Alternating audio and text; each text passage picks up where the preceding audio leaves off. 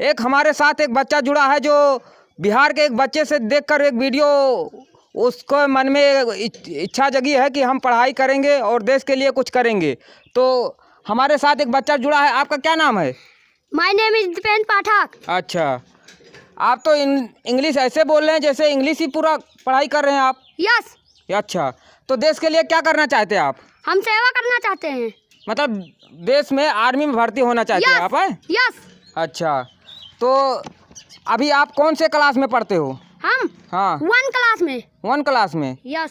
तो दिल लगा के पढ़ाई कर रहे हो? यस। माँ बाप का पैसा तो नहीं बर्बाद करोगे? नहीं। आगे चल के कोई मन में तुम्हारे सवाल उठे कि हम देश के लिए सब बोले थे, फिर हम देश का सेवा नहीं करेंगे, ऐसा कुछ तो नहीं होगा? नहीं। चलो, जैसा कि आप देख सकते हैं हमारे साथ जो लड़का जुड़ा था वो इतना अच्छा उसके मन में विचार है, तो हमारा शुभकामना यही है।